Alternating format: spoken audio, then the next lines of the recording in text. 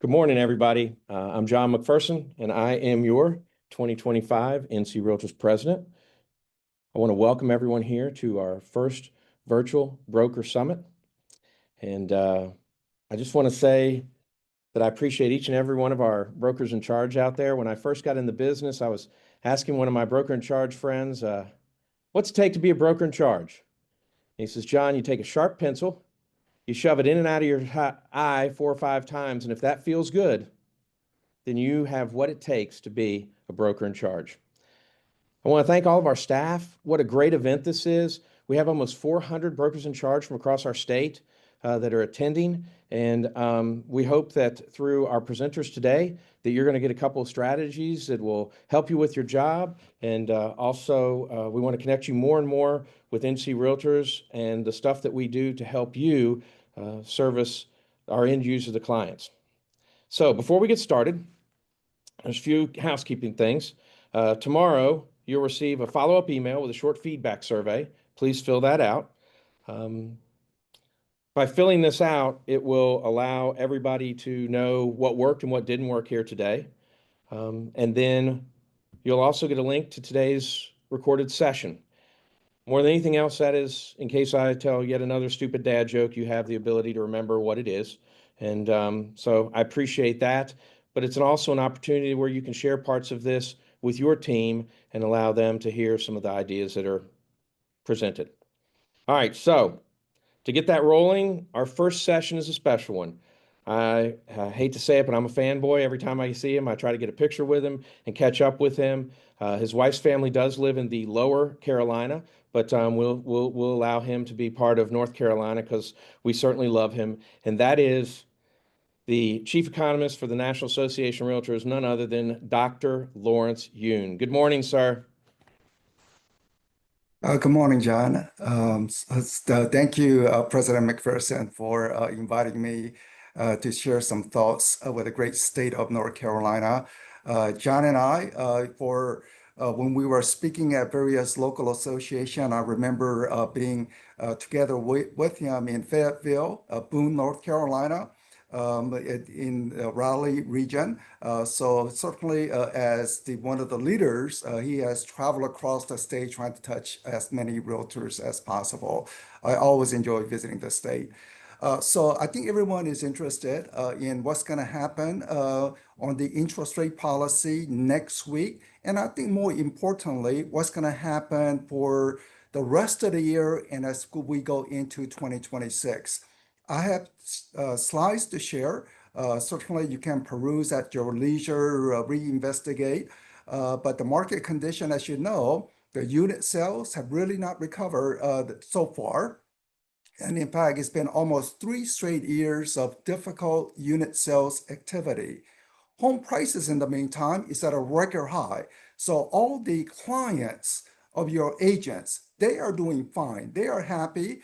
I know some prices in, say, Raleigh region may be dipping somewhat. I consider this as a second chance opportunity to get into the market, as I will show you in the data as to why. But overall, anyone who purchased the property 3 years ago, 5 years ago, 10 years ago, they are doing super fine. So the clients of your agents are doing very well, even though the business opportunity has been a little difficult. So let me put these slides onto the screen, and then we will move on from there. So hold 1 second as I do that. So first on the policy. So Federal Reserve controls the short-term interest rate. And we know there's business cycles. Sometimes it goes up, sometimes it goes down. What is noteworthy about this chart is the last red arrow. Most aggressive tightening of the interest rate or raising of the interest rate in more than 2 generations, which really wreaked havoc to affordability and consequently low home sales activity over the past 3 years. But we know that the Federal Reserve will be cutting, and to the degree that they will be cutting and normalizing, look at the opportunity of normalization. You are looking at maybe 6, 7, 8 rounds of rate cut just to get us back to the average. So it's not about one rate cut, but about the future direction of multiple rounds of rate cut over the next 18 months. In fact, the blue line is the same. I shortened the time horizon. What is important for you and your clients are the red line, the mortgage rates. So mortgage rate do not move one-to-one with the Fed policy, but generally, directionally, one can see that. And in fact, this week would be the low point in mortgage rate over the past 12 months. In anticipation of the Fed rate cut, the mortgage market has already tilted downward. But I think the key question is it going to go back to 3%, 4%? Well, quick answer, no, no, no. 5%, I think that is going to be difficult. We may get to 5%, I think, but that's still difficult. I think we should view 6% as the new normal. 6%, certainly better than 7% of the early part of the year, or even 8% at one time a couple of years ago. So it's a slight improvement, but don't expect major decline in mortgage rate. But at least we are moving in the right direction. So when will the Federal Reserve begin to cut more aggressively? Rate cut next week, it seems almost certain. But when is the next one? Is it going to be in November, December? And how many more in 2026? It all depends on whether the consumer price inflation really reaches the 2% target rate. We are still a little above that, but as long as there is a convincing evidence that it is moving towards there, the Federal Reserve would be much more comfortable. I think all of you know I'm here in Washington, but a few blocks from here, the Federal Reserve, White House, they're in a battle. Federal Reserve saying we are independent, while the White House is using every pressure to force the Federal Reserve to cut interest rate yesterday or even today. They want a much deeper rate cut condition. Now, among the people who are betting money, Wall Street, or even nowadays, even small-time investors can actually make some bet on the prediction market. So people who are making the bet, how many rate cuts in 2025? Well, this is the result, essentially saying people believe there will be 2 rate cuts this year, and even 3 possibility condition. But if one was to spread this out to 2026, I believe that most people would say 5 rounds, 6, 7 rounds of rate cut as we normalize the interest rate policy. So mortgage rate to go down, already tilting lower. So the new normal, in my view, would be more closer to 6%. 5.8, 6.2, something around that for most of, say, next 12 months. Let me turn to the job market. So we heard last week that job market is weakening. Well, here's the data. We are at a record high in terms of jobs. It's just that the monthly addition is much slower. So we are not subtracting jobs. We're still adding jobs, but the job addition is much, much weaker than before. The early part of the graph is the COVID disruption, lockdown, but once the economy reopened, one can see more job, more job. This is all potential housing demand. We know that home sales are low, but the potential housing demand is growing and growing and growing. They're just looking for that lower interest rate environment. And this is the monthly change. So one can see that it is much weaker this year compared to what it had been. So much weaker condition. But part of the weakness is due to the following. Federal government employees has been cut. Part of the DOGE impact early part of the year. So 100,000 reduction in the federal government employees is partly contributing to this weaker job numbers. Now, there are other sectors also weakening aside from the federal government, but also just highlighting that part of the DOGE impact is also to self-fund some of the employment growth just because some people believe there was too much bureaucracy within the DC. Jobs are coming with improvement in living standards.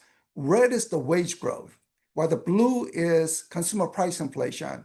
So early part of the graph, people are worse off. You're getting your wages, but all that is being blown away at gas station and at the grocery store. But now at least people are modestly, ever so slightly improving in their overall standard of living. So job creation occurring, even though job creation is much, much slower. So we are adding jobs, that's adding to the housing demand, potential housing demand, and also the overall living standard also beginning to improve. The chart that you will like is this one, because North Carolina is in green, implying 10.3% more job over the past 5 years. I am comparing pre-COVID to the current condition or most recently available data, and the green states are the superstars. Fast job creation, and lucky for you, North Carolina is one of the top performers. In fact, if you look at the timeline for the state of North Carolina, what you find is this. Back in 1975, this is when my parents actually immigrated and they found a home in Columbia, South Carolina. And at that time, going to Carowinds and Charlotte, that was such an excitement at that age. But there were 2 million people working in the state in North Carolina. But look how it is today. 5 million people working. So over this 50-year timeline, 3 million job addition, one of the fast growing state in the whole country. Now let's turn quickly to the residential market. This is not pretty in terms of business opportunity. So transaction activity, past couple of years, historically low activity. I thought early part of this year we would get some recovery. I was completely wrong. We did not get recovery. So I was completely off the mark because mortgage rate refused to decline. I had projected early part of the year there will be some Fed rate cuts and mortgage rate will be a little lower early part of the year. It did not happen. It's simply being postponed towards September and onward. So maybe with the interest rate coming down, we will see better numbers coming up from September and onwards. So when we look at the monthly data, no recovery so far. The North Carolina Association does a very good job in terms of providing some data. You can go to the state website association. And since President McPherson is from the Winston-Salem area, I thought I'd bring out the Fort South County part. So I put on the red box on the bottom, which shows that sales activity year over year is down 10%. But some month is positive, some month down, but month-to-month data is a little bouncy. But the median price consistently going up, so up 5%. So if you're a broker in the Winston-Salem area, you can say at least in the month of August, your revenue was down about 5% from 1 year ago, just for the month of August. But let's see what happened towards the year end. And also, I was very fortunate to meet with the president-elect Brenda Hayden from Charlotte region, who will be next year's president. So looking at the Charlotte region, looking at the Canopy Association of Realtor database, what one finds in the red chart is that year-over-day close sales activity in Charlotte region up close to 3%, prices up close to 3%. So in the Charlotte region, year-to-date, dollar volume up 5 or 6% if you are one of the larger brokerage in the Charlotte region. So depending on which market you are in, you can see whether things are flat or up. Overall, as a state, this is the figure that you see for the overall state. I went through the slide a little fast, but certainly you are welcome to review the data carefully. And of course, you can go to the local MLS, Doorfly MLS, the Canopy MLS, and other local association data part. Now, this is a recent data analysis I conducted. Among 1,000 residents, how many homes are being sold for 1,000 residents? And back in year 2000, it was about 22 home sales. Today, it is only 14. So very low turnover rate at the moment. And that's due to the high mortgage rate environment. Some people are loving their low interest rate environment, which they purchased homes, say 3 years ago, or refinance into those 3%, 4%. They're not giving that up. But just trying to illustrate, we have a very low turnover rate. But once mortgage rate goes down, at least the turnover rate should be picking up condition. And then inventory situation, we are beginning to see more inventory because even those people who have 3% mortgage rate, they're life-changing events, death in the family, maybe a school district, maybe they found a new job at different part of the town or they have to move. So all that life-changing event is cumulative and we are beginning to see more inventory come online, but still a little below pre-COVID in the aggregate. In some market already back to pre-COVID, but in the aggregate slightly below pre-COVID condition. For homeowners, or at least realtors are so, because realtors, your commission is based not only on unit sales, but also price movement. So at least the prices are helping in overall dollar revenue for your company. So you see here also that green is the fast rising state home price appreciation of 68% in North Carolina over the past 5 years. So unit sales are down, but the price increases have certainly softened some of the revenue hit from the lower transactions. But also, it's a great news for the clients of realtors. Clients of realtors, all happy, smiling. They're so happy to have purchased the property condition in the past.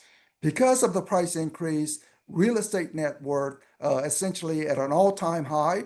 Stock market, interestingly, is an all-time high. So you can say that people who are owning property, whether stock market, they're owning real estate, they're doing comfortably. But we know that some Americans who don't have property, renters, maybe younger generation who have yet to save up for money, really difficult time. But those with property in a much more comfortable condition. I think you have seen this chart before, but I tried to update the figure as I see the data movement. Homeowners doing substantially better than renters in terms of wealth accumulation. You already know that, but at least this is a solid data point that you can share with any potential buyers, any potential high income renters. I heard in the Wall Street Journal article yesterday about how many millionaires who are renting property. It simply doesn't make sense. They should be owning property. So definitely show this chart to those high income renters who are not yet buying to illustrate the benefit from owning. Now, with the home prices crash, prices are coming down in the Raleigh-Durham area, but given the fast job growth, it is a temporary price decline. Second chance opportunity to get into the market. This is showing there's no distressed property hitting the market condition, anything beyond historical low levels. So both delinquency along with foreclosure rate near historical lows. So don't anticipate any, say, implosion in the home prices as happened 15 years ago. It's not going to happen. The mortgage default rate is very low. And furthermore, more than 1/3 of the population don't have any mortgages. There cannot be foreclosure on those people without a mortgage. So let me wrap it up with the outlook. So the outlook is good. First, this is a mortgage application to buy a home. It's not necessarily an approval. And it's not necessarily actually purchasing property even after the approval because they're looking for the right inventory or right mortgage rate. But at least it's indicating serious intent of wanting to buy. So throughout this year, we have seen the serious intent to buy rising. So this is implying that the serious buyers are out there. It just matter of if the mortgage rate comes down. I have 1 minute. That was the buzzer for my 1 minute remark. And we did some analysis. This is for Raleigh-Cary region. If the mortgage rate was to decline from 7% to 6%, we anticipate there will be about 2,700 additional home purchases occurring. So say over the next year, anticipate about 2,700 more home sales. You go to our website and you can do analysis for other cities like, say, Asheville, North Carolina, and such. My final slide, forecast. We didn't see the recovery in the first half of the year, but I think the second half will be a little bit better, lower interest rate, but most of the gain will be in 2026. So the top line that you see, 14% growth, nationwide forecast. North Carolina always outperforms the nation. So you are anticipating 15%, 18% increase in unit sales. Prices, it will not be a sharp run up, but at least it's not going to decline in my projection. So thank you very much for allowing me to share some of my thoughts with you all. Best to you in your upcoming year. And thank you, President McPherson, for inviting me. Thank you, Dr. Yoon. Awesome as usual. A lot of questions. We might get some from you. I saw one in the chat that was, what's the percentage of Wall Street owners to individuals? I know that's kind of hard to do because of all the different things, but we'll see you soon and catch up and maybe get some of those answers. Okay. Thank you, sir. Okay, everybody.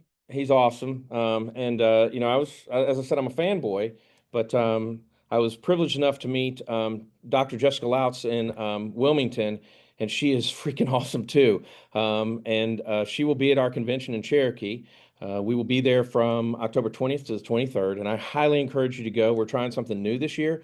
If you are interested in that, reach out to us, but we have a discount now that if more than a certain number of agents, 4 come from your firm, we'll do a $50 off of a full access pass. So we're really trying to do a lot of things to get people more involved. And we appreciate you all for being here today. Now, the lady that drew the short straw this year of having to deal with me is Andrea Bushnell. She is our CEO, who we are so lucky to have.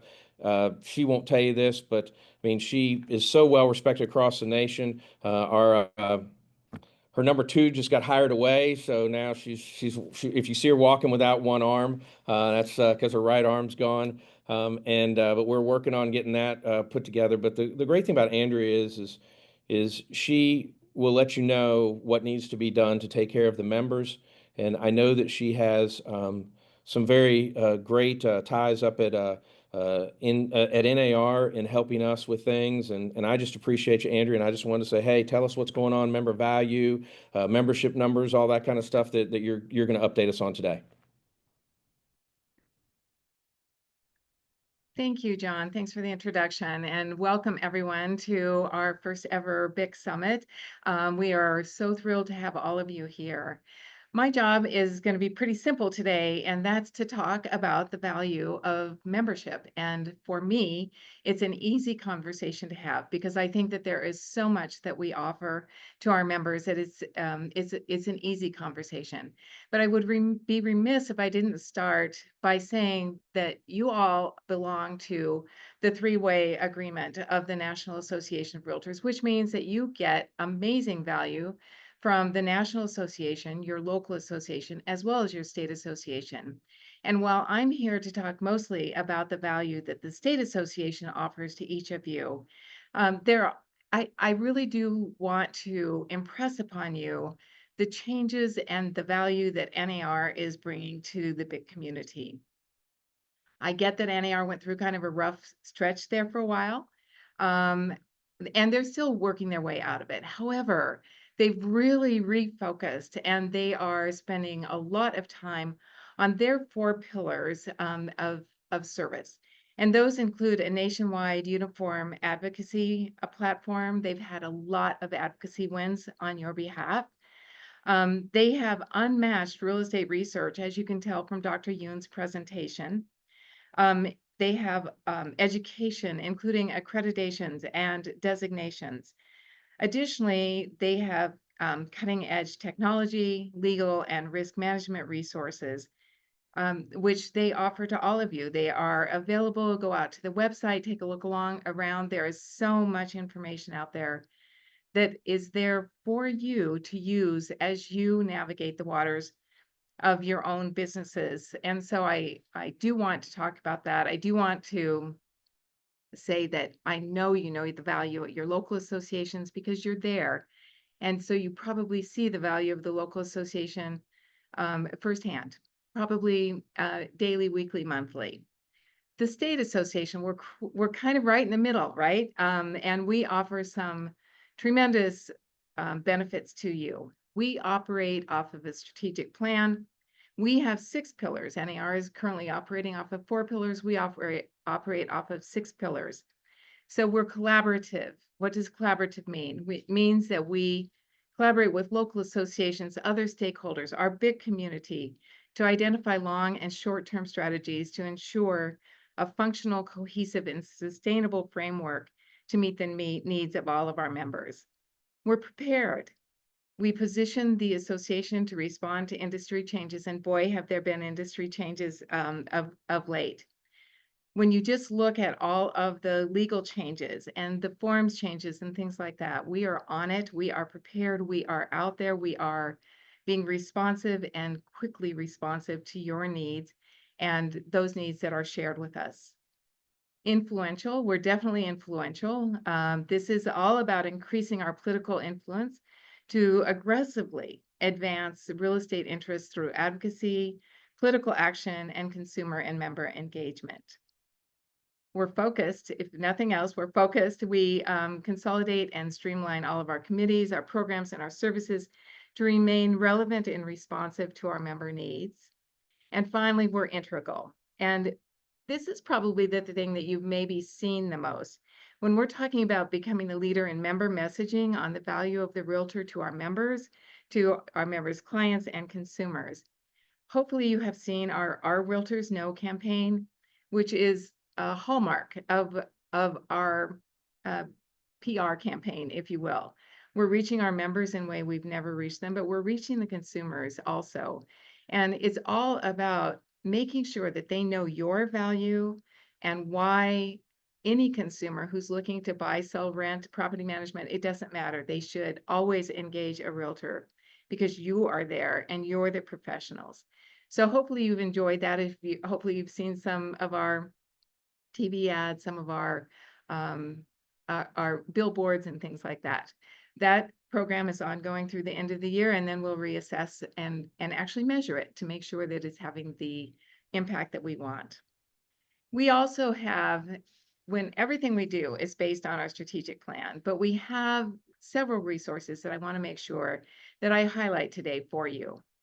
The legal hotline, if you don't use the legal hotline, you should. It's unlimited access to real estate attorneys for contract questions, disclosure concerns, risk reduction, anything that you could imagine. It is part of your member dues, and you can call the legal hotline as many times as is needed in your businesses to ensure that you are operating in as safe a manner as possible. You guys are in a risky business, we get that, but that's why the legal hotline is there for you. We also have online a risk management toolkit. We have buyer and seller guides. We have slide decks. We have programs for you to use in your office meetings so that you can help your agents ensure that they are, in fact, operating in as safe a manner as possible. The third one is probably one that you guys use every day or you see every day, and that's our contracts. So our contracts are available only to realtor members. We don't allow anyone who is not a member to use our contracts. And so that is and will remain one of the best values to you. You can save hundreds of dollars yearly by skipping the necessity of having contracts drafted for you individually and independently. Finally, our advocacy program is, in fact, at work for you every single day. We fight for realtor interests. We stop harmful legislation before it happens. And we are super proud of the advocacy work that we do for you. Finally, two additional things, professional development and CE. We offer live and on-demand classes. We have CE at Sea. We have skill building workshops. We have Mobile Mondays. All of these educational and skill building programs are meant to help you and your agents be better prepared for what is coming at you all the time in this industry. And finally, if you have a technology glitch, we have a tech helpline. And the tech helpline is there to support agents and staff. It covers hardware and software issues, mobile devices, printers. They can give you all kinds of advice on what TV you should buy or what computer is going to meet your needs, those kinds of things. And that is all also available to you at no extra cost. So with that, I am out of time, but I hope that you'll reach out to us if you ever have any questions. We are happy to come to you. We're happy to come into your offices. We're happy to talk to your members about the value that we hope that you see in your realtor membership. So reach out to us. We are here. We are here to help you every step of the way. Thanks so much for being here, and I appreciate your time.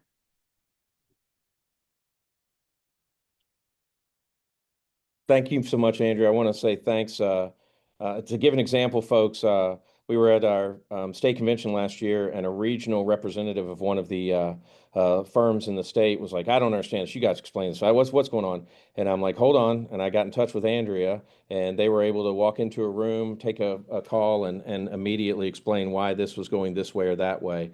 All of your agents, none of them had to pay a privilege license, and that is because of the hard work of NC Realtors. That's $50 a year that is now saved by all of us real estate professionals. You talked about the three-way plan. Of course, wonderful that we're able to continue to be in that and work together as local, state, and national.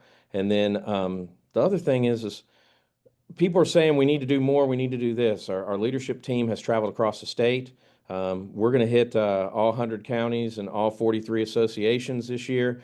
And what I will tell you is that's because of our staff and their hard work of making sure that if you need us, we'll come to see you and talk to your members and help however we can. All right, so the next panel that we're about to have, I feel kind of sad for the moderator, Sherry. I do, because I know a couple of the people in this, and I mean, at least you've got Trey in there to do all the work, because Maria and I used to work together, and Rick and I do still work together, and of course, you know, Bryn. I mean, you've got your hands full. So everyone knows and loves Sherry Chris. I'm not going to waste any time and just say thank you so much for doing this for us, and wear them out. Let's hear some good stuff. Thank you, John, and thank you so much. Andrea, what you said earlier is so true, and it's really the reason why I decided to join NAR as an advisor to Nakia Wright, and now really an advisor in the whole realm of brokerages across the country and how we can work more closely with brokerages. We all have to work together, and the state, the local, and the National Association need to work together. And Andrea, when you and I spoke earlier this year, and you agreed to have me come, I'm so very grateful, and John as well. We have a great panel today, and what we're going to talk about is the brokerage business. And I know that's near and dear to everyone who is on the call's heart, because that's what we do every day. And I started my career way back when as an agent for a short period of time in Canada, and then ended up as a manager in the brokerage business. And so I know exactly how difficult each and every day is for all of you. But we're going to try and simplify things today with this wonderful panel. And you may not know everyone on the panel, so I'm going to ask each of the panelists to do just a brief intro of who you are, where you operate, how many agents you have. Maria, let's start with you. Good morning. Thank you for having me. And I will not hold your comments against you, John McPherson, but I know where you live.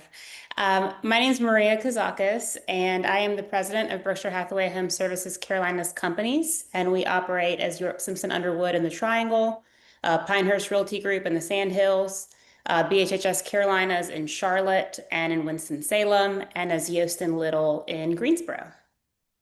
Thank you, Maria, and thanks for agreeing to be on the panel. Next, we'll go to Rick Gregory, and Rick and I have known each other for quite a number of years. So I think I'll be able to control the conversation a bit. We'll see. So Rick Gregory, Coldwell Banker Advantage. We have offices in the Triangle and the Triad and up in Lake Aston. Thank you, Rick. And finally, Trey. Hey, good morning, Sherry. Thanks for having me on this morning. I'm Trey Wallace. I'm the president of Intracoastal Realty in Wilmington, North Carolina. We have offices spanning Topsail Island down to the South Carolina border, Ocean Isle Beach area. We've got about 400 agents and an independent brokerage. Thank you, Trey. And so let's dive right in. And I've got a series of questions that I'm going to ask, and we're going to have a dialogue about brokerage. Rick, I'm going to start with you. And so, you know, when I think back to my early days as a manager and a broker in charge, things were different, but maybe the same. So we're about to find out. So what skills are necessary today to run a real estate business, to manage a real estate office? In the current market, Dr. Yun, of course, talked about, well, this year and the previous year not being great, but business must go on. So tell us, what are the skill sets Yeah, I required? was gonna say, I'm kind of stuck on the 14% number. I don't know about anybody else, but he said that. I'm like, there you go. That looks great. So, and it's interesting, to your point, Sherry, there are so many things that have evolved and changed and improved, but there are so many things that remain the same. I think all of us who are responsible for our agents' growth and development, we do take the responsibility of developing our agents very, very seriously. And I don't know about Trey or Maria, but a lot of our agents, are newer to the business and been in the business for 7 or less years, let's call it. So they have not seen markets like today. I think one of the biggest skill sets that agents need, and therefore we're responsible for, is how to do modern marketing in today's world.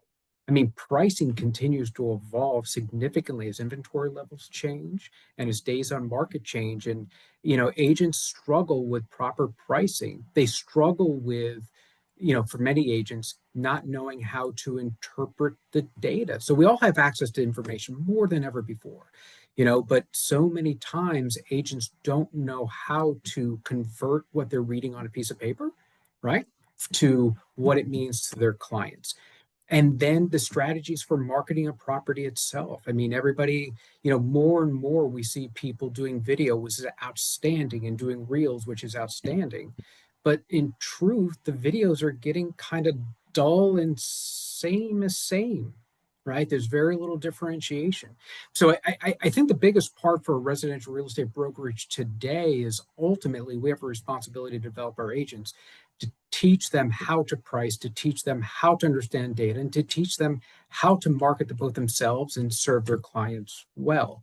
So all of the, I'm sure same thing with Maria and Trey, putting in a lot of investment into those areas that help our agents, earn more than they would have without us, right? So I don't know, Maria, what do you think? Yeah, that's very, very well put. And so I will go to Maria next and then Trey. But Maria, in my day of managing brokerage offices, I was part psychologist, part trainer, part mom, part sister. Is that still true today? Yeah, the question is always when someone comes into the office, are you coming in because you want a solution? Are you coming in because you want me to hear your feelings? So yes to that. And I'm not as well equipped on the latter part, but I'm getting better with the feelings. That's definitely important. But truly, I think it always comes back to the 5 C's for us, which is character, commitment, capacity, coachability, and the last one you can't teach, and that's common sense. And so if you have that conversation with your team and really make sure that you understand what gets them out of bed in the morning, they're going to do it for their reasons, not our reasons. And it all starts with that. And so if you can find their motivation and then just really coach them to consistency and discipline, you've got to show up. This is a pros market, 100%, to your point, Rick. I mean, you've got to know how to price a house. In 2021, even people who knew how to price a house couldn't price a house because I was like, I don't know. So put it on for 30 grand more. It'll sell probably, maybe not, who knows? But we're out of that now. And so you really have to be committed to becoming a professional in your craft and also knowing when to refer things out. I think a lot of agents, when units go down, they want to make their radius get larger so they can make up the units and coaching them to really focus and not get distracted, focus on what they're good at. Make sure that they understand that it's a lot of fun to fill out one sheet of paper and get 30% and not drive 2 hours back and forth to the listing. I mean, the goal is for them to have a consistent business in every market. And that comes back to them being coachable to do the things that they need to do today to make sure they have that pipeline. Thank you, Maria. And somebody just put in the chat, they're asking for the 5 C's, and this is being recorded. So we're sharing everything today because that's what we do. All right, Trey? So over to you now and give us some words of wisdom on that topic. Yeah, I think going off what both Rick and Maria said, listen to them. I think one thing that all agents and brokers need to keep in perspective right now, and something that I actually shared with our team about a week ago, is that we talk a lot about existing home sales being down. That's across the country, and obviously it's in North Carolina as well. But one thing that isn't down is the number of brokers in the marketplace. About a week ago, I looked at how many active North Carolina brokers there were in 2013. versus today. And there's 20,000 more today than there were in 2013, but we're doing about 30% less business than we were in 2013. So the pie, as far as the units are concerned, is a lot smaller. And the question for the agents that are out there is, I think Maria put it best when she talked about the pros. The pros are going to be the ones catching that business, and they're going to do it by not losing their connections, having client service calls, forward calls with people they know, so that they're not losing that business to that inflated agent count that, quite frankly, probably should come down a little bit. I'm honestly shocked that if you go back to 2022, 73,000 brokers in North Carolina, active brokers. In 2025, 75,000. We're doing less business than they were 3 years ago, but there's still more brokers than there was just 3 years ago. So, I think it's about standing out and using the right tools, whatever your company offers or whatever systems you have in place to make sure that you're reaching your clients. And secondly, just as an aside, I think people are running really hot right now. Emotions are high for buyers and sellers, and they certainly are for agents too. And I think more than anything, trying to be kind when you're working with other brokers, showing grace when there are problems in transactions, and being solution oriented is the best way to approach this market. I just don't be an ass. It's not that hard. That's the best line of the day so far. So thank you for that. Trey, I'm going to stick with you for a moment because I want to talk about agent retention. And your company has been in existence for how many years? Because your dad preceded you, right? Yeah, our company was founded in 1976 by Jim Wallace, and he's still here today. He's in the office every morning. Oh, that's awesome. And, back then when Jim founded the company, there was really one business model and that was it. And then franchising started and other things started happening. Now there are so many different models. So how do you retain your agents? I mean, there's a lot of pressure out there. Well, I think everybody's going to have a little bit different answer for this because every business model is different. And I think that's important to remember. When you're hiring, or if you've got agents in your model already, I think it's important that you hire and retain to your existing model, whatever that may be. I've been doing this now for about 16 years. And when I first started, I didn't know as much about the business, obviously. And I kind of had this attitude of, we're the best. The way we do it is the best for everybody. I've come to find that that's just not really realistic or true. I think there are different models for different types of people that want to be in this business. You need to know your strengths. You can't be the best at everything if specialization exists, and it does in this business. So you need to recognize and acknowledge that, play to your strengths, whether that's culture. Every company says they have it, but we all know that not everyone does.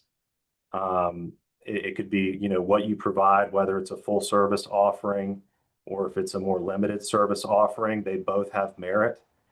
If you're a broker that's only doing 2 or 3 transactions a year, quite honestly, my company might not be the best for you because we retain a higher portion of the agent commissions because we offer a lot of services. We want them to do more business. It's just going to depend on what you're offering. So I think hire and retain to who you want to be, and recognize that not every agent is going to be at your company. And if you convince them to come over for the wrong reasons, it's just going to end up being a problem for you later on. I couldn't agree more. And I remember one day, one Friday, I was sitting in my desk and one agent came in and quit. They were going to another company to go to work on a team, and that's when teams first started. And then about a half hour later, another one came in and left. And then an hour later, a third one did, all going to the same team. So, of course, I was crushed. And I called my boss, my regional manager, and told him right away. And so, I thought he was going to sympathize with me and say, "It's okay, Sherry." But what he said is, Here's my advice to you. Hire more agents, have a bigger office so it matters less. So I took that advice. Rick, would you agree with that? Yeah, and it's sage advice. And to go back to what Trey was saying, I mean, knowing your strengths as a company and hiring to those strengths is incredibly important to remain focused on who you are and what you stand for as a company. Trying to be all things to all people serves no one, especially your agents. You know, for us, for example, we just did a recent round of just interviewing our agents. I brought in somebody that Sherry and I know both well, and I had her interview a lot of our agents just to make sure that we're on target, you know, so they felt comfortable. So they didn't want to upset me or tell me, you know, afraid to give me their real thoughts. And she did a remarkable job of making sure that we knew our agents' feedback, our thoughts, our considerations, all of that, so we can remain laser focused. I mean, for us, like Trey said, you know, where he said he's retaining a lot of his company dollar and what he is doing for his company and for the services he provides his agents Well, I'd on say, Rick, I'll say comparatively. comparatively thinking. Okay, thank you. So, but with that, it was like for us, I mean, my single biggest thing that I'm most proud of for the entire company is our ratings and reviews. So for us, it is all that we do to help our agents serve their clients well. And it is the services, the support, the tech, but it's all about ensuring that our agents can serve more and more clients. And for those clients to feel compelled to continue to support their agent, you know, my agents. So it's hiring people that are focused on the consumer experience, hiring agents that are supportive of other agents focused on consumer experience, and all the training, all the tools is around the consumer experience. Yeah. That creates a self-fulfilling model that continues to propel itself. Great. And thank you for that. And so, Maria, do you agree? Stay in your swim lane and be the best at it. 100%. I mean, truly, it always comes back to 100% goal clarity on your vision and your values. We're not for everybody, and everybody's not for us. And I think that these leaders have said that very clearly. And you can't want something more for someone than they want it for themselves. And that's why I feel like, you know, if an agent can be bought, they can be sold. They've got to want to come here because of the value that we provide. And the reality of it is, you know, we compete on service. So I've got to get up every morning and I've got to provide that service and make sure it's relevant and for the agents to see the value.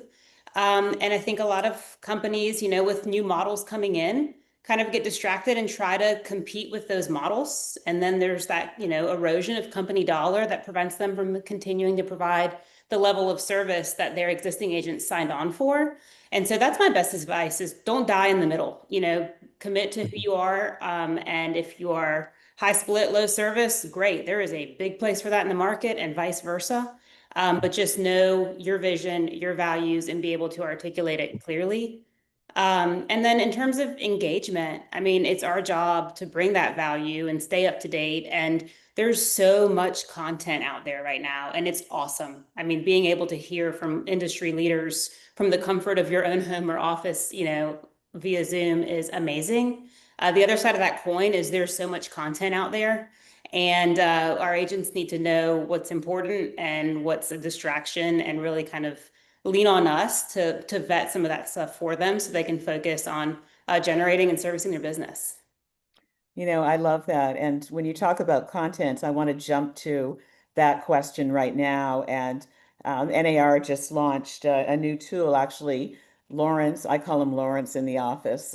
We all call him Dr. Yoon. So, Dr. Yoon, under your leadership and guidance, a new tool was launched recently for brokers called Metro Market Statistics. And I hope all of you have seen it. If you haven't, you have to take a look at it.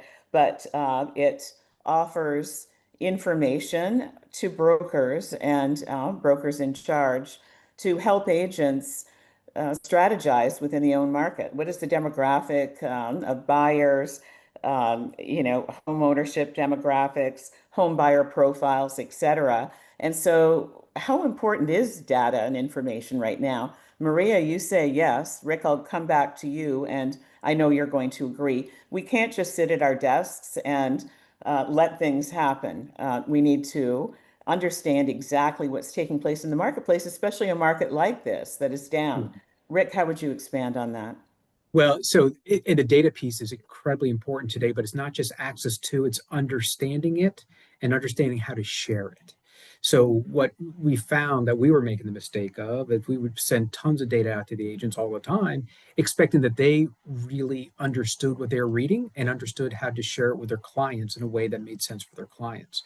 So now more than ever, whether it be the information that Dr. Una put together or any information source that we have out of MLSs, it's not just the regular sharing with our agents, but it's the talk track associated with it so the agents know how to share it. So when we wax poetically about absorption rates or days on market or things like that, consumers don't know what that means. And frankly, a lot of our agents don't really know. And we find, or I have found, that sometimes the mistake gets made where agents role play how to share that information with their very next client.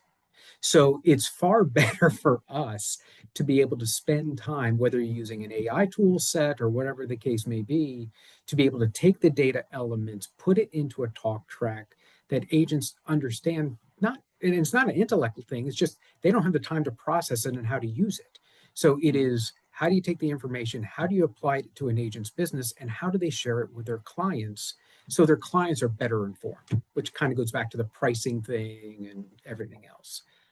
Yes, yes, thanks. And I think I just saw a chat pop up. Where can you get the information on that? So we will provide that in the chat for you, so you can go right into that tool.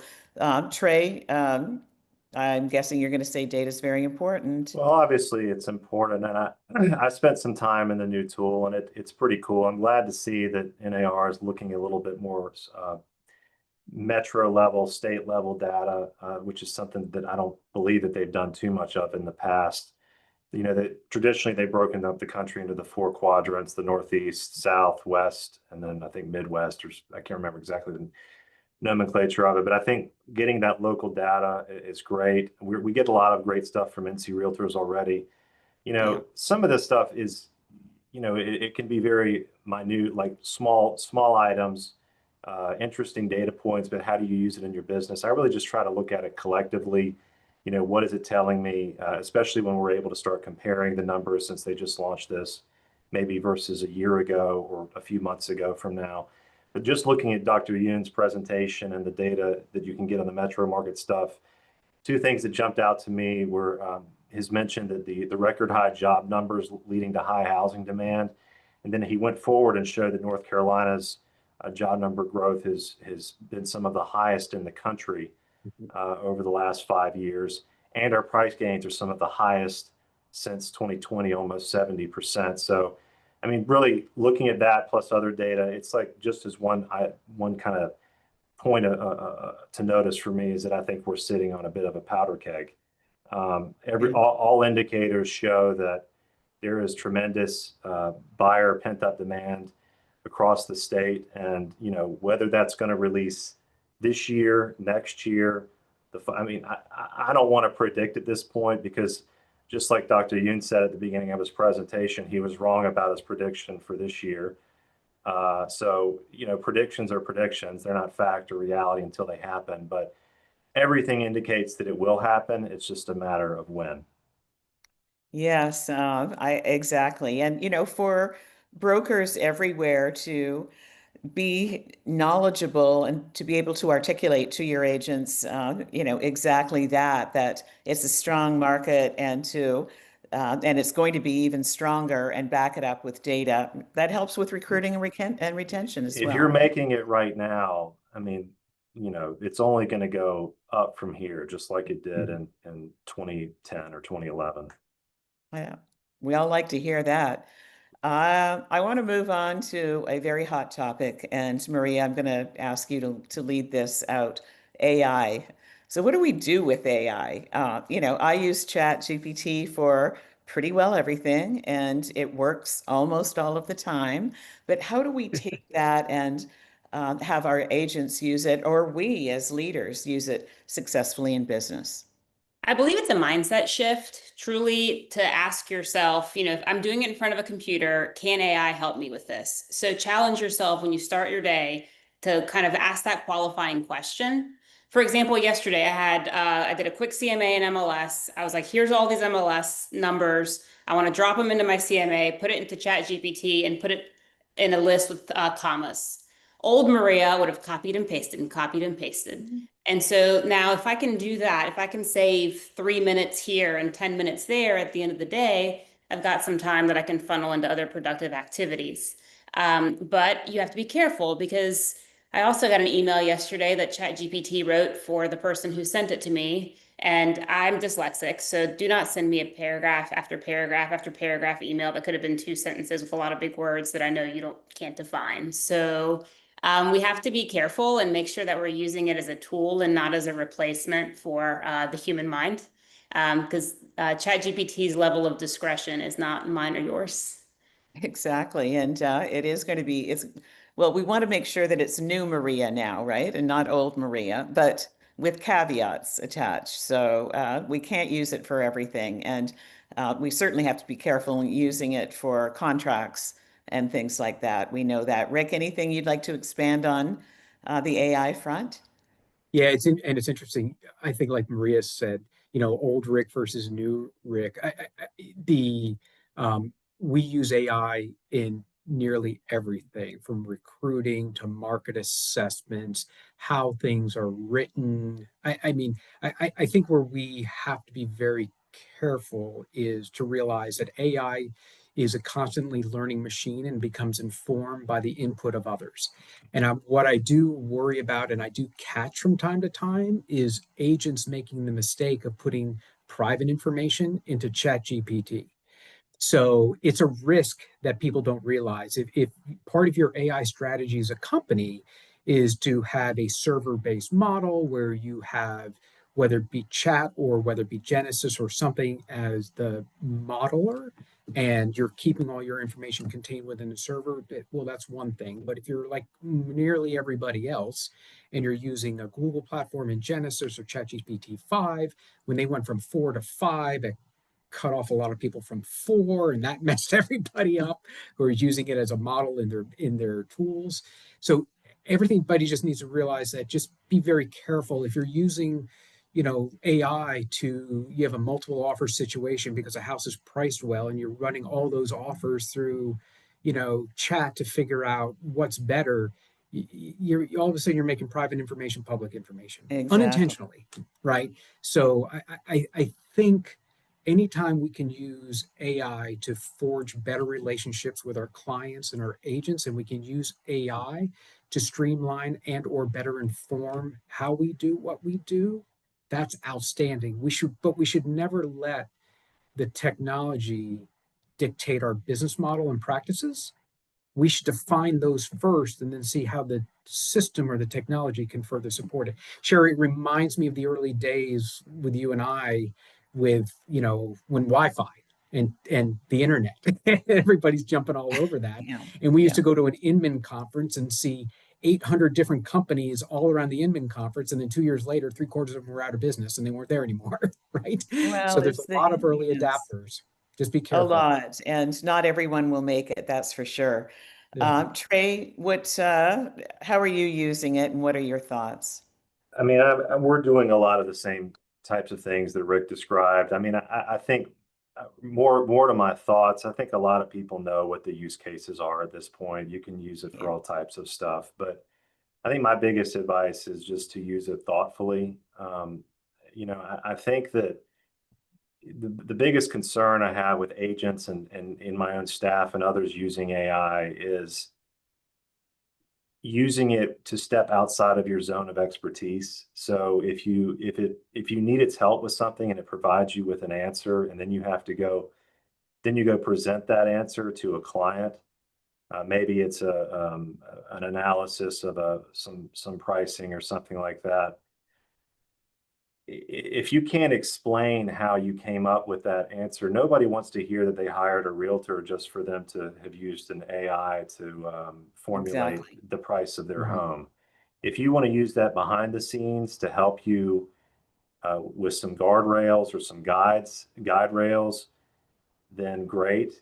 But don't use it where you're talking outside of your zone of expertise, because you're going to fall flat on your face doing that at some point, and you're going to look like a real fool.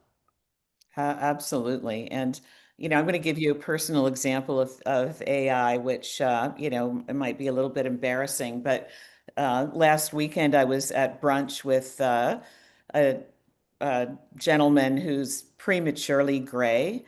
And so we went to a spot in New York for brunch, and then we thought, oh, we'll post a picture on Facebook afterwards. And we both looked pretty good. However, later the same day, he sent me the picture and said, I hate AI. So I'm looking at him like, what's he talking about? What happened was underneath where Facebook, uses AI and makes assumptions, it put good restaurant for seniors dining. So I'm like, what? So now I want to disable AI on social media. Yeah, look, it's a powerful tool, and there will be great uses for it. And Yeah. we're using some in some ways, but I'm just saying it needs to be used thoughtfully, and that'll be forever and always, not just now while it's in its infancy. I mean, the more powerful it gets, the more careful you'll need to be. That's my opinion. Totally. So, that is such good advice, is please be careful, because you just don't know what is going to be associated with you. And please check your social accounts regularly, because strange things happen that you might not think are going to happen.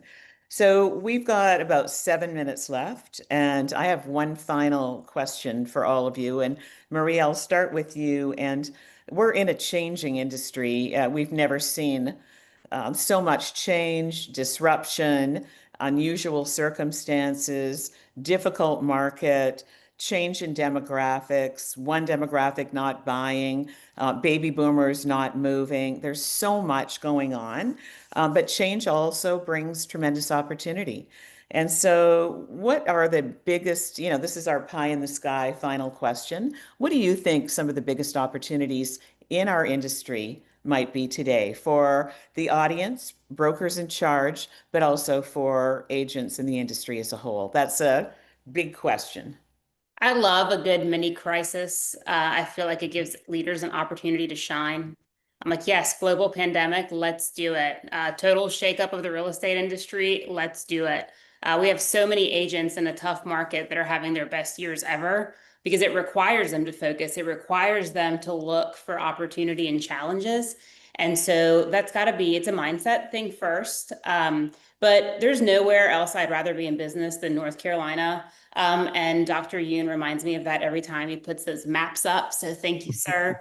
But inward migration to North Carolina is a huge opportunity.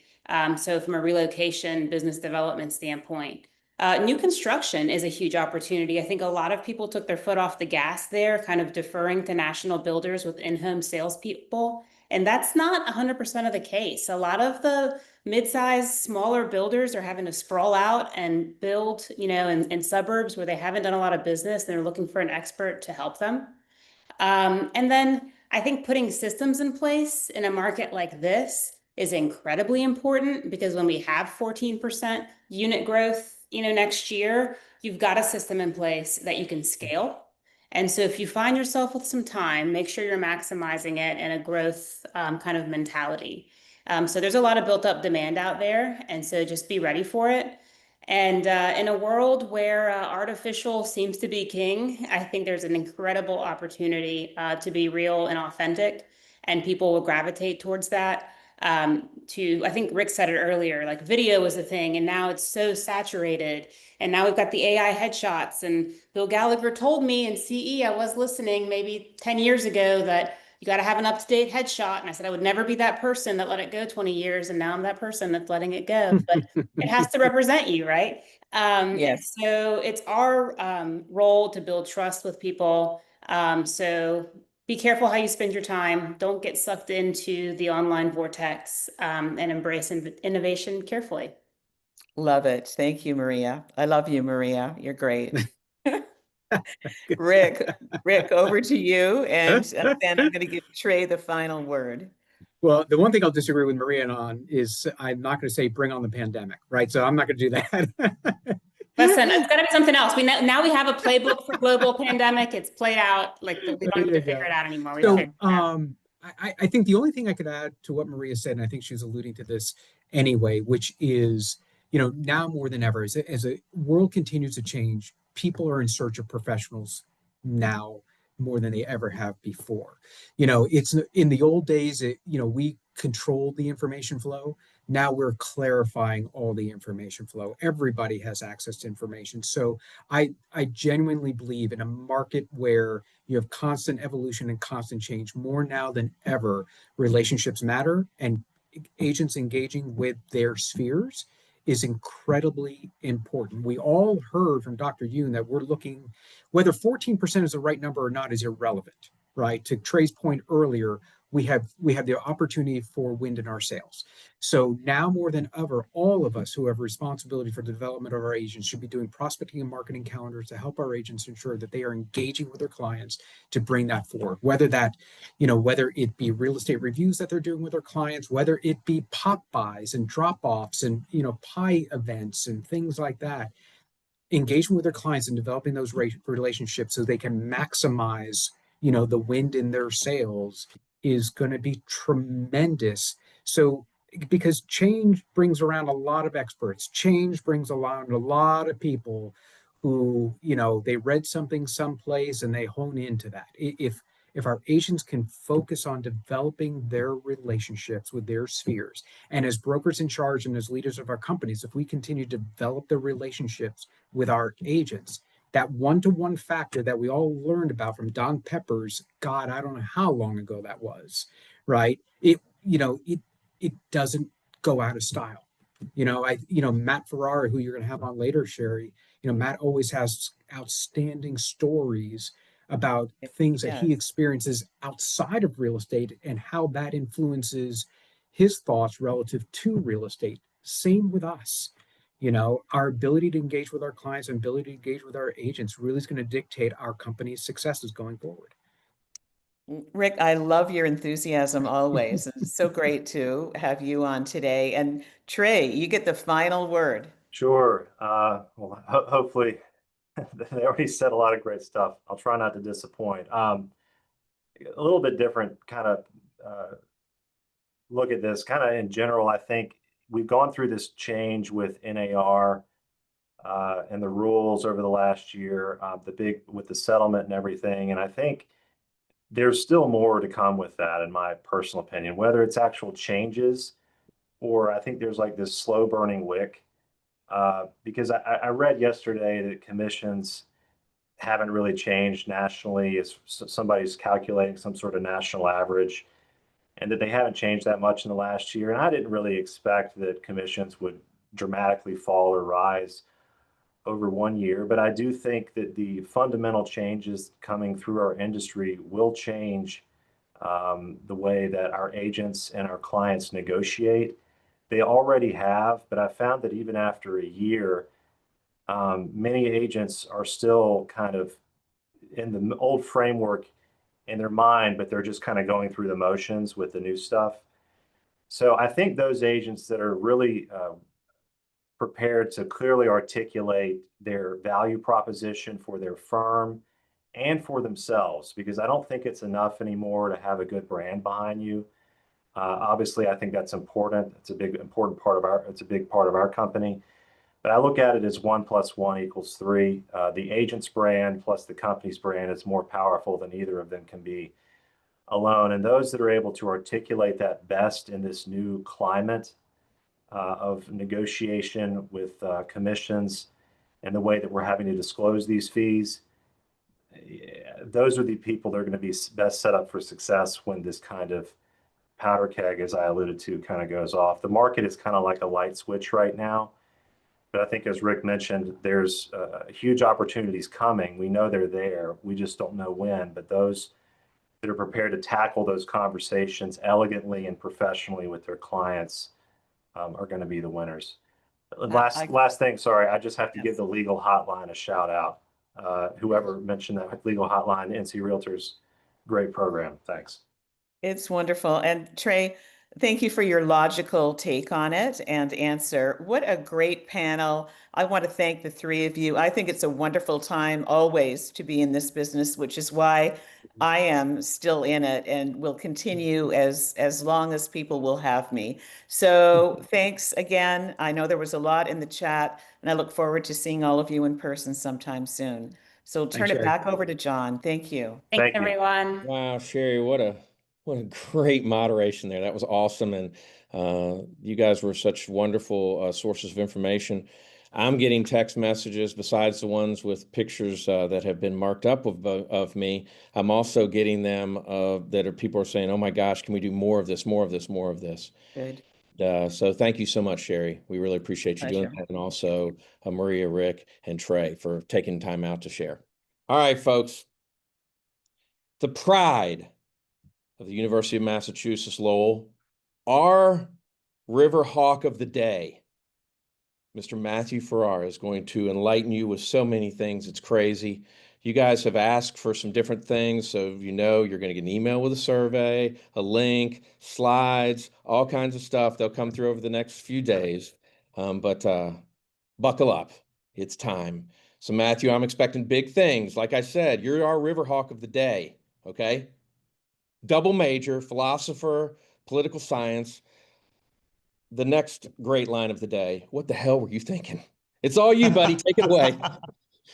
That's definitely a question my mother asked, which is probably how I ended up in real estate. That is for sure. So I am so thrilled to be here. Thank you for that wonderful introduction, John. And thank you, Andrea, and all of the brokers on this call. Thank you for being here as well. It's great to be able to work alongside of all of my colleagues at NAR. And if there's ever any doubt in your mind why you should be a realtor right now, it is this webinar right now.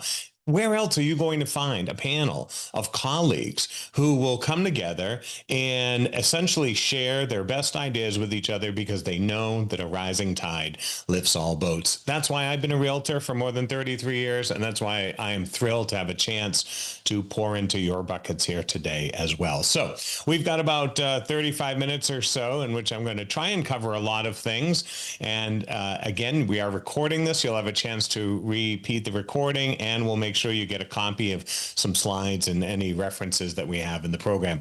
The chat room is also open, so feel free to participate in there. I've got some areas where I might ask some questions, and I'd love for you to be near your keyboard and be part of the learning so that you too can share the best of you with your colleagues as we all learn together and navigate a future that is best when we create it, not just wait for it. So let me tell you a little bit about what today's program is called. It's called Always Inspiring You, because I believe you've got this. And it is a message I've been taking around the world for the last couple of years as our industry has experienced dramatic change. And certainly we're not strangers to change, and neither am I. As you already heard, I have been in this business after getting a degree in philosophy, going back, getting a degree in political science. I actually met a real estate agent in class, and she turned to me one day and said, "You know what, man? You can talk an awful lot. You should be in real estate." And that's actually how I got into this wonderful business and discovered that there really is no greater industry of entrepreneurs, creatives, and dedicated, committed professionals. So I've spent 33 years working with brokers all around the world. I've worked in almost 36 countries right now, every state in America. Thrilled to be here with all of you. And as I mentioned earlier, I always have more than I possibly can cover in a session, no matter how much time they give me. So if you ever want more, we do have a free newsletter. You could check that out. And I put together a lot of the tips that we'll cover today in a little ebook for you. That QR code will get you to the ebook, and we'll put that up at the end as well, if it helps. If there's additional ideas that you might like, that's just right off of our newsletter. They're all free. It's nothing extra here. It's just an opportunity for you to have a little more takeaway as we go.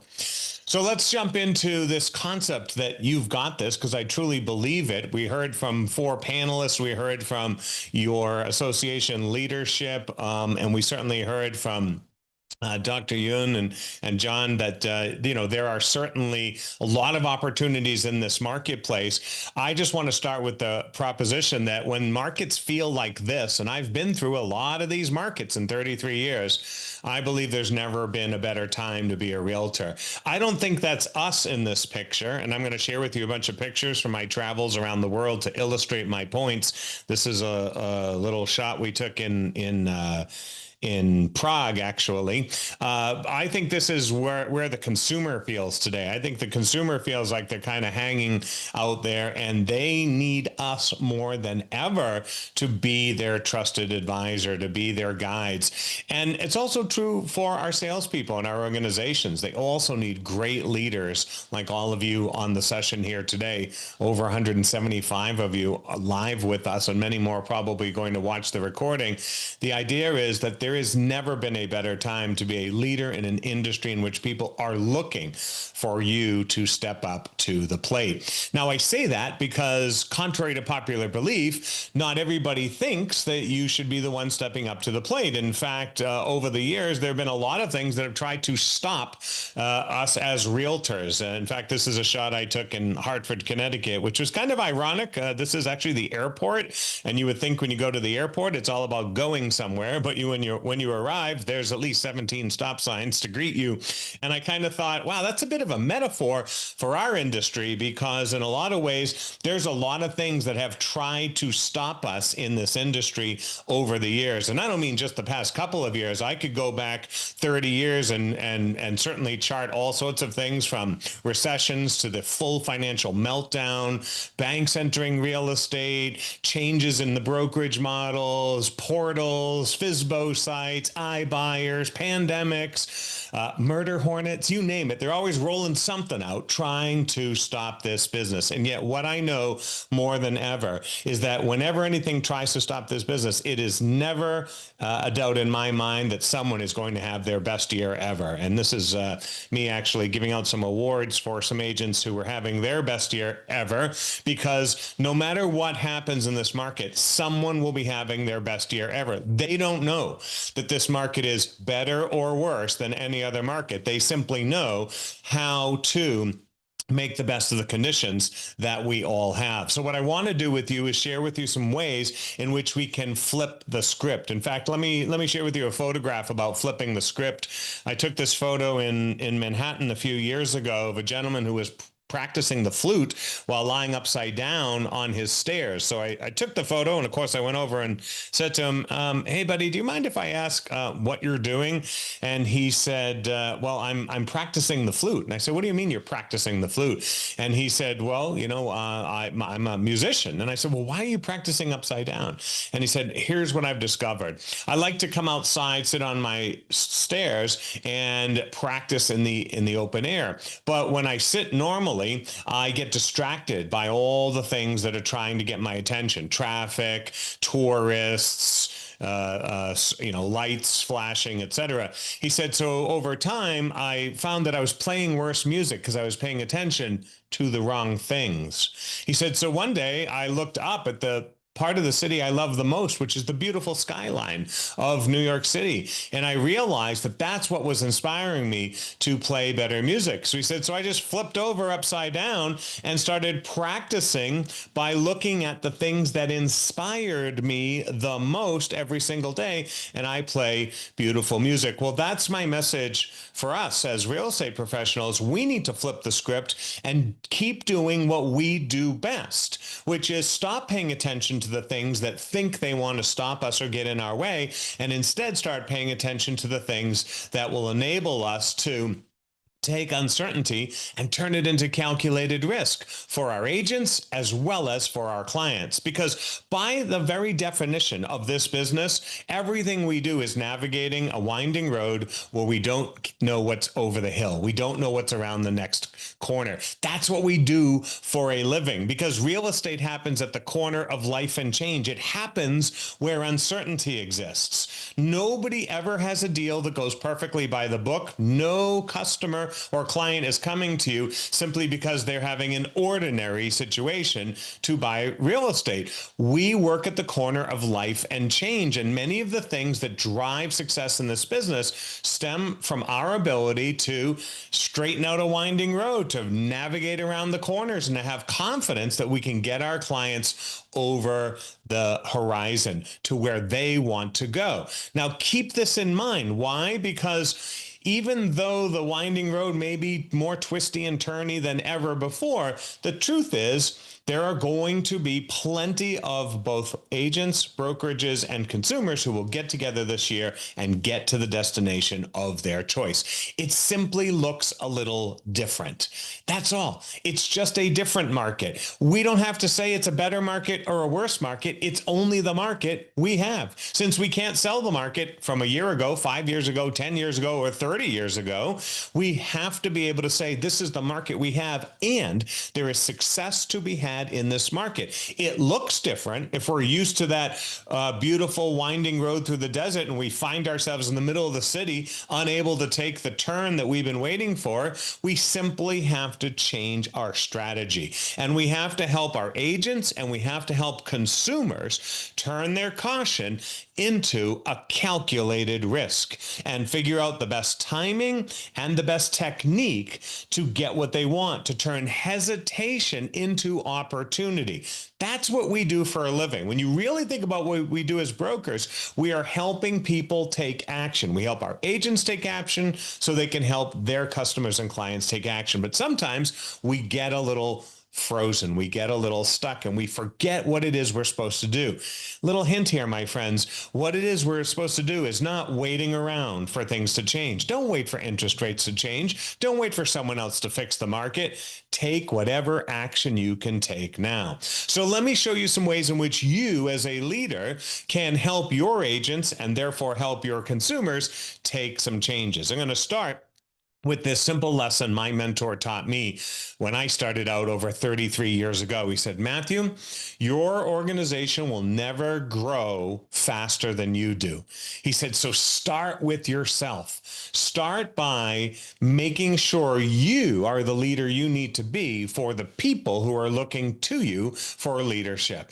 And that led me to 3 lessons that I work on all the time and 3 actions that I want you to take as well. First, I start by learning to doubt my doubts. In this business, our confidence is one of our single greatest assets in the business. We need to not look at every headline, every news article, every challenge, every lawsuit, every change in practice as something that's come to harm us. Instead, look at it as something that gives us an opportunity to actually grow. So let's start with the elephant in the room.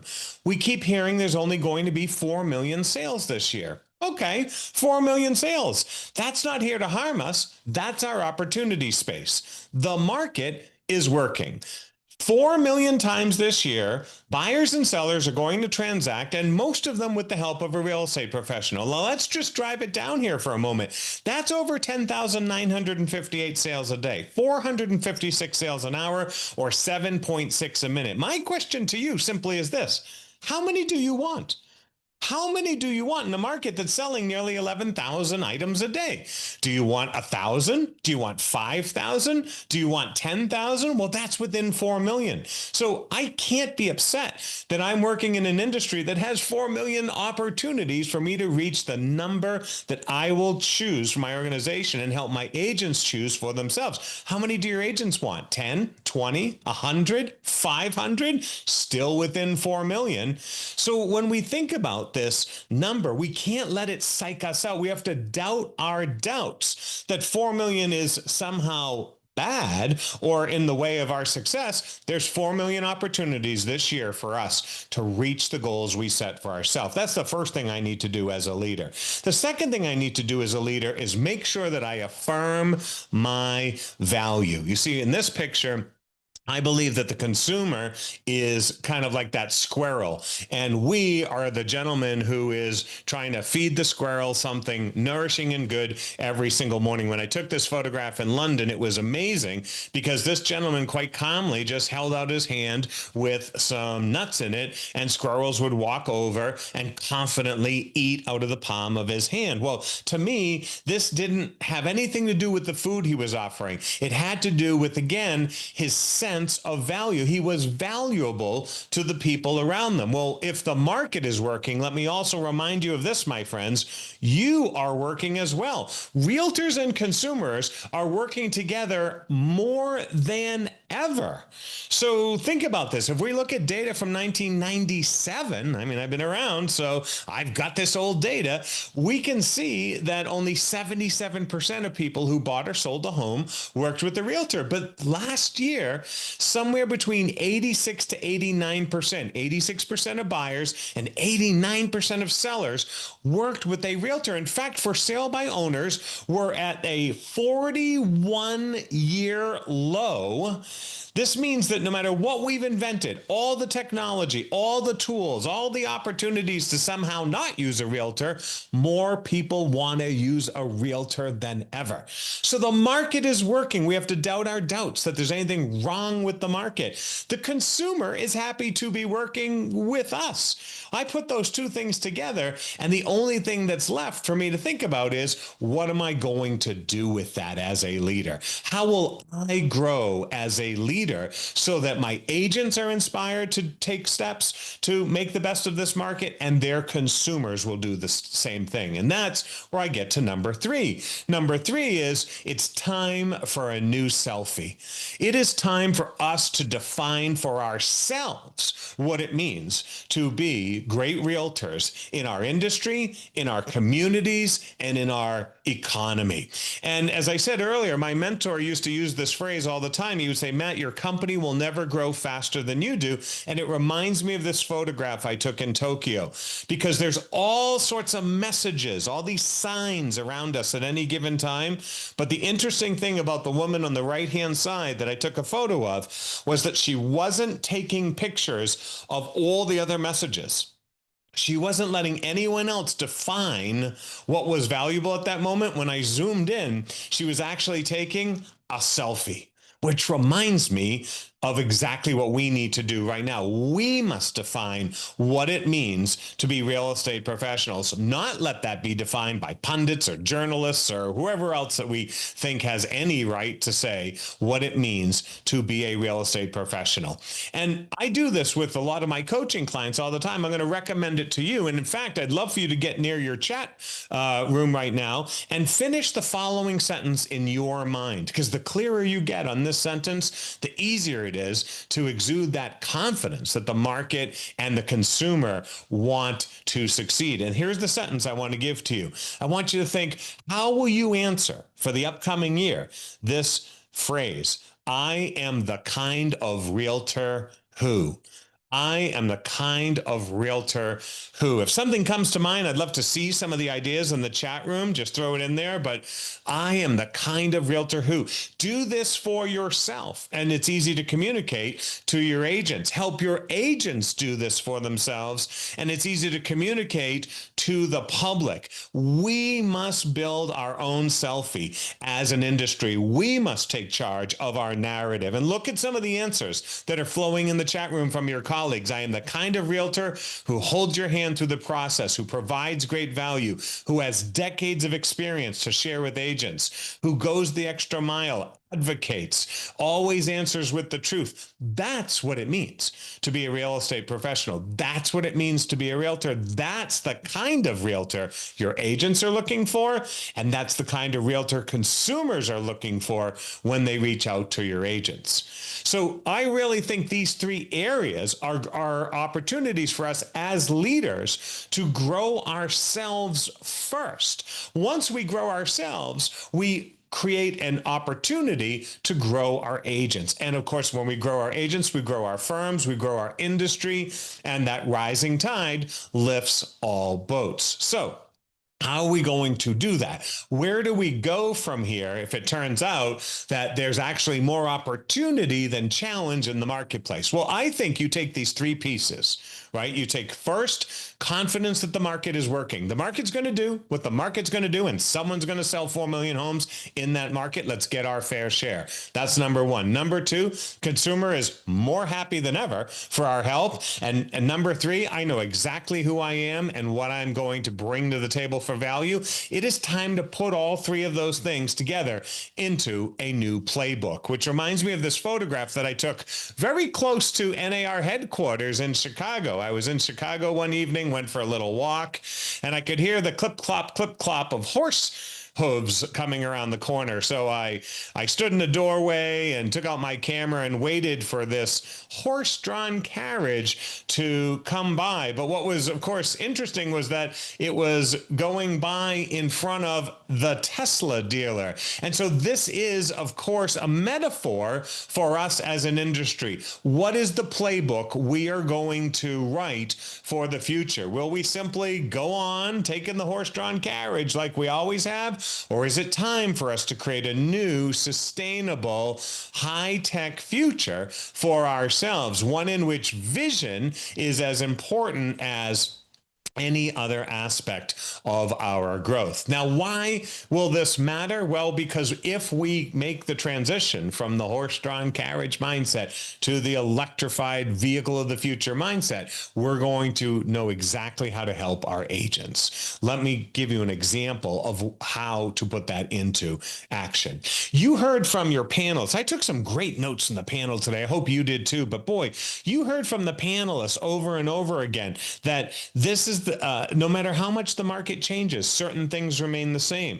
That many people who are working with us in our firms may never have experienced this kind of market before, and that while there's a lot of competition out there, people with professional skills are still going to succeed. Well, they couldn't have actually built my next slide any better if I had asked them to, because I believe exactly what they said gives us an indication of how we should be helping our firms grow.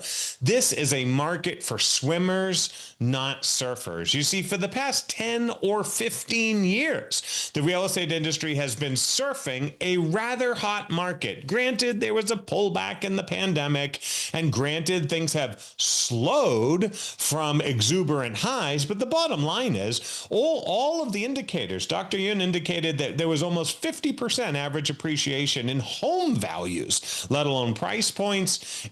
All the indicators of this market have been on the upswing for more than 15 years. So there's a lot of people who've been surfing the wave, except that what's recently happened last 24 months is that there's been a little bit of a calming in the marketplace. So if you need to get to your destination and there's no wind, you can't surf the market anymore. You're going to have to swim. You're going to have to stop waiting for someone else to fix the market, get your agents into the strongest possible position, and be a source of optimism while others are adrift. And there are a lot of people who are adrift in this market right now, just hoping someone else will do something. So let me show you how to do this, because I think if you work on yourself, you get yourself energized to do this, you could take these 3 steps to help your agents do this as well. So number one, first thing I would be doing right now with my agents is making sure that they are building a business strategy that is built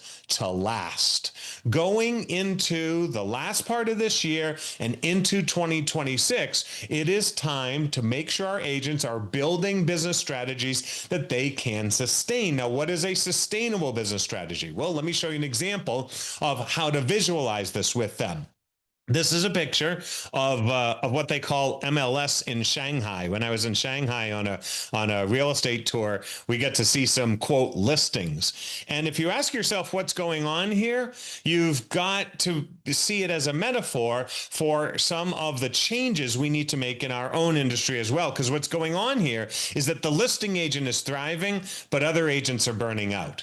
Whoever's got this building listing simply has to sit back while hundreds of other agents are putting their signs on it to try and sell it for them. But they are going to sell this listing because everyone else is trying to sell their inventory. Now, as a smart realtor, you know where I'm going with this, right? Where I'm going with this is we've got to build business strategies where our agents can sustain their businesses. And right now that means they have to focus on listings, which is a good time to do it as listing inventory overall is rising. And it's not rising because of luck. It's rising because we're bringing the inventory into the marketplace. This is business planning season right now. So ask yourself how you're guiding your agents going forward with their strategy. Are they chasing more buyers or are they chasing more listings? I think the play is to chase more listings. Now, some of you might say, well, wait a minute, aren't listings taking longer to sell? Well, they are, but let's be reasonable here, my friends. You could just go on to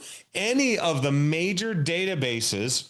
This is just realtor.com. This only took me 3 seconds to look up. And you can see all the averages for every month of the year for any of the past 5-6 years if you want to. And if you look closely at this arrow, what you're seeing is that right now, where we are is identical to days on market for 2017 to 2019. In 2017 to 2019, where no one was really complaining about the market, we actually had an average days on market of 57. But if you look really closely at the purple line where the arrow is, that's this year, 2025. We have an average days on market that's about the same as a year when everyone said, I want listings, not a bad year.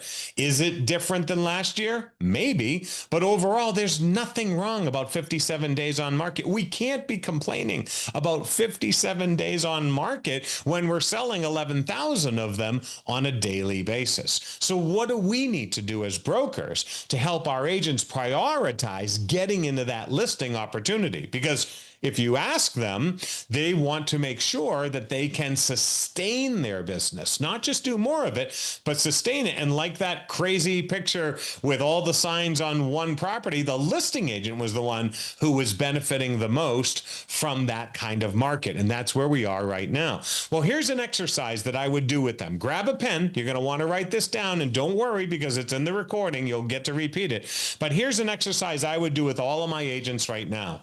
I would sit down my agents and I would ask them this question. I would say, what percentage do you believe of your colleagues in the marketplace are more likely to be chasing buyers than chasing listings? And I bet when you talk to them, they're going to give you all sorts of numbers. You might throw some numbers in the chat room here with your guess, but I talk to people all over America and I say, what percentage of agents are more likely to be buyer-centric than listing-centric, meaning they're more likely to work with a buyer today than be in a listing appointment today. And let me tell you, my friends, the number I hear over and over again, more than anything else, is always upwards of 80%.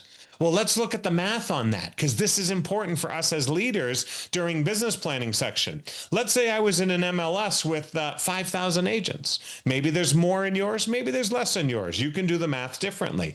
And let's say in that MLS, we had 1,000 new listings every month and 750 sales, right? We're not selling the full inventory every month. That's why our days on market is rising just a little bit.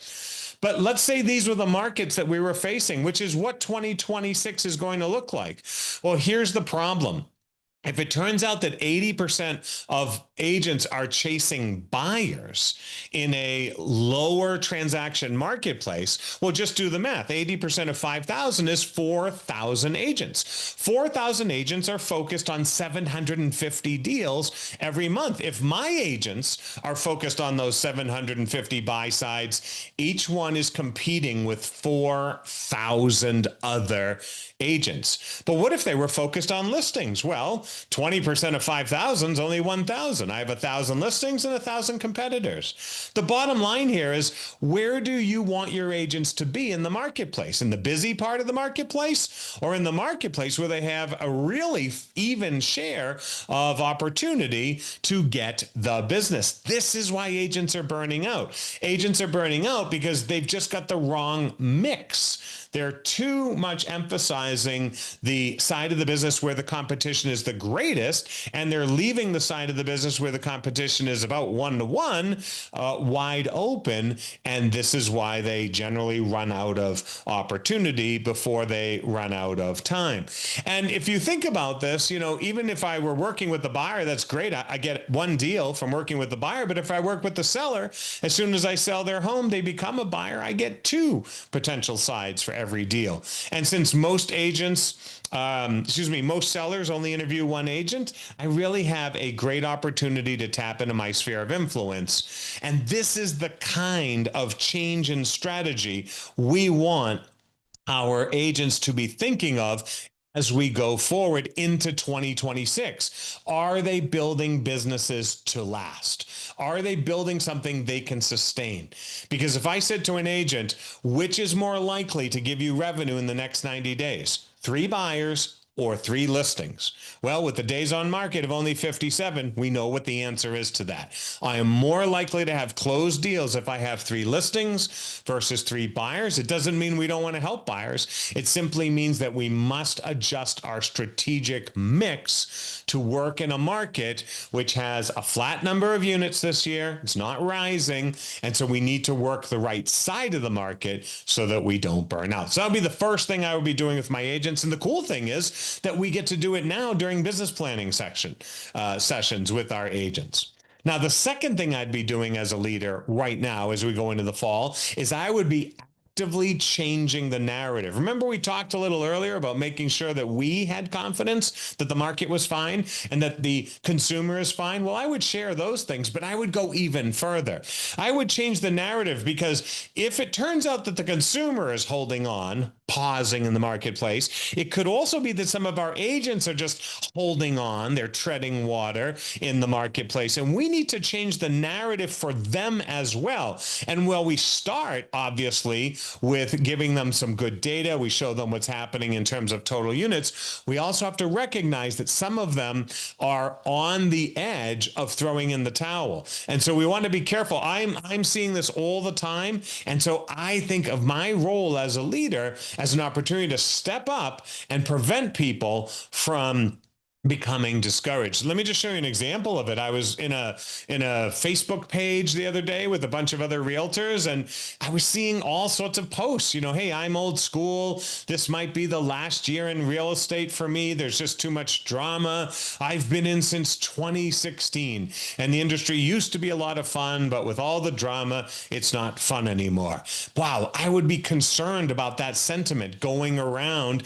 And even if it's not my agents who have that direct sentiment, they're surrounded by that sentiment. I'll need to step up as a leader and take charge of that. Now, how do I do that? This is a great opportunity for you to be a moment of time well spent, to be putting out the antidote to that kind of messaging every single day. So, we can go on every day as leaders and post something on social media, but why just post about the market? Why just post about data and facts and charts and figures? Why not post a little inspiration, a little encouragement, change the narrative? So just look at this simple example. This is just earlier this year, me going onto Facebook saying, I think people are moping about a little bit. Let me try and change their attitude, be a moment of time well spent for them. And I just wrote a little message. I said, you know what they call a market where it takes a little more than a few days to sell, where you're in competition, you receive some good offers, but people aren't throwing extra money at you.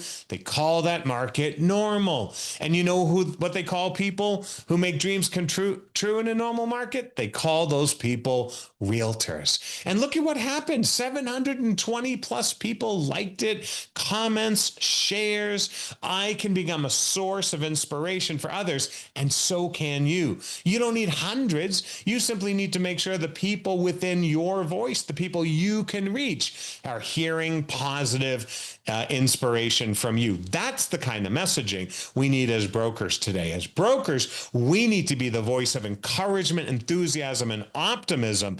That's how we use our influence in the marketplace. Because if you don't change the conversation, who will? But the cool thing is, as you try to change the competition, you will see people immediately and positively react. You will see that it only takes a little optimism to elicit excuse me, to elicit from them cheers and responses, positive responses. And that is as important as the right strategy. The right mindset and strategy together creates opportunity for them. And finally, as we heard a little bit earlier, we do have some opportunities this fall to help our agents not only adjust their strategy and adjust their mindset, but to adjust their technique. And we heard the panel talk a little bit about artificial intelligence. I think that's a great idea. I'm just going to add my 2 cents to it, which is to remind you that when it comes to artificial intelligence, let's make sure we automate tasks and not relationships, right? Keeping our agents focused on automating all the things that prevent us, get in our way of having the time to make those calls, to meet one-on-one, to be in person, to be present with others. So there's so many ways you could use artificial intelligence, and we don't have time today to go through many of those examples, but one of them that to me seems most important is to make sure that I am actively using AI every day just to make more time to be with others, more colleagues who can give me referrals or teach me things, more prospects in my neighborhood in person where I can network, or at events where I can be around others, and certainly to do all of the everyday relationship management, phone calls, video calls, texting, birthday cards, all of that good stuff. That's what I use AI for. I use AI to make sure that my schedule gets clear so I can get clear on what it is people want from me, which is more me. And how do I know they want more me? Well, the same way I know they want more you. Think about the thank you notes they send you. If you ever doubt what they really want, they want more you. Just go read a thank you note, and people aren't thanking your technology. They're not thanking your signs. They're not thanking your database. No one writes a note that says, wow, your sign was taller than any other sign, or your lockbox was more electronic than any other lockbox. No, what they do is they thank you. Agents thank you for leading them, and consumers thank agents for being the right agent they need at the right time. So those are the 3 things that we can help our agents do once we work on ourselves at the beginning of the equation. Make sure they're building a business that will last in the market we have, not the one we hope we have. Change the narrative and make sure that we're using technology to automate tasks, not relationships. So let me wrap this up by telling you a quick story, because I still often hear from many brokers around the world that while they work on these things, there still seems to be a little hesitation, right? Kind of like this little bird at the edge of the wall who wants to fly, ready to soar, but isn't quite sure if they can make the leap. So let me just tell you a quick story, because I believe that there is an opportunity for you to soar. And I want to tell you the story of the woman in this photograph. During the pandemic, just after the pandemic had really wrapped up, I made my first journey to a realtor event actually in North Carolina. And as I was flying home, I had to connect through Atlanta to get home to Las Vegas. And when I was in Atlanta, like many of you at that time, I had been wearing a mask already for a few hours. So I wanted to find a way to just freshen up, wash my face before another 4-hour flight home. So I went to this little store where I thought they would have some cleansing wipes or something like that. And I met this woman, her name was Cheryl, at the store. And I said, hey, Cheryl, you don't happen to have like a little wipe I could have to freshen up before I put my mask back on for the next few hours? And she said, oh, I'm really sorry. We don't have anything like that. And I said, oh, that's okay, Cheryl. I totally understand. She said, oh, no, hang on just a moment here. You just sit down. And I said, what do you mean sit down? You said you didn't have anything. She said, well, I am not going to go home and tell my children this evening that a customer came in the shop and I could not help them. And I said, well, what are you going to do? She said, I'm going to figure this out for you. And as I sat there, she actually took out a cloth and she looked at different ingredients that she had in her store. She had like some astringents and some fresh smelling lemony soaps and things. And she kind of made a little wet cloth for me out of some of the things in her shop. And I thought, what is going on here? Is she actually making a product for me right here in front of my eyes? And she said, here you go. Go over there in the corner, take off your mask and freshen up. And I did. And I went into the corner. I took off my mask and I had this wonderful, light, lemony, refreshing, tingling sense. And I was like, wow, this is tremendous. I can't believe it. And then I thought, well, how am I going to thank her for this? And so I walked back over and I said, hey, Cheryl, can I buy you lunch?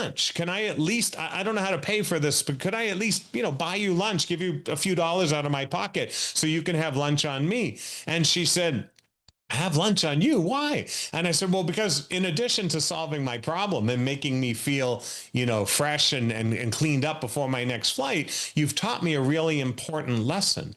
And she said, I did. And I said, well, when I walked in here, you said to me that you didn't have any inventory. You didn't have anything that would solve my problem. And I work in an industry that's been wanting more inventory for a long time. And I said, and you taught me a really important lesson. She said, what's that? I said, what you taught me was that there's always one really important thing in inventory, and that's you. So it doesn't matter what happens in the marketplace. What matters is that each one of us shows up and reminds ourselves and others that we've got this. Thanks for hanging out with me here today and inviting me to share a little inspiration and ideas with you. I hope they've been helpful. I look forward to connecting with many of you. And if I can be of any additional help, don't hesitate to reach out. There's never been a better time to be a realtor. Indeed, indeed. Thank you, Matthew. What a powerful way to close out our time together. I think we all needed that reminder that no matter what the market brings, we've got this. I'm Brenda Hayden, your NC Realtors President-elect, and I want to once again thank all of our speakers today, Dr. Yoon, Andrea Bushnell, Sherry Chris, our panelists, Maria, Rick, and Trey, Matthew Ferrara, and of course, President John McPherson. What I've learned throughout this summit reinforces how critical your role as BICS is to our success, to our industry, whether it's navigating market shifts, guiding agents, or leading with integrity. Your leadership directly shapes the future of real estate in North Carolina. If I could, I'd like to share 3 takeaways from today. 1, we have positive news from Dr. Yoon. The outlook for North Carolina is great. The panelists, skill sets, Trey reminded us to show grace, and then we were reminded to hire and retain to who we are.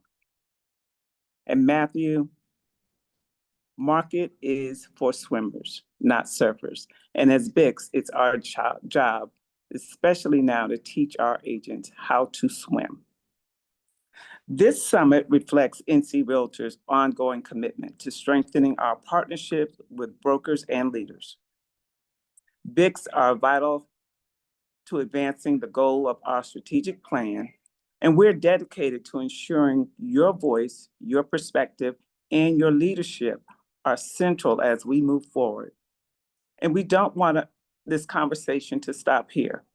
Next month at convention, we'll keep it going with sessions built specifically for BICS, chances to learn side by side with your team, and plenty of networking and referral opportunities with professionals from across the state. Just a quick reminder before we wrap. Tomorrow, you'll get a follow-up email with the link to today's recording and short feedback survey. Please take a moment to fill it out.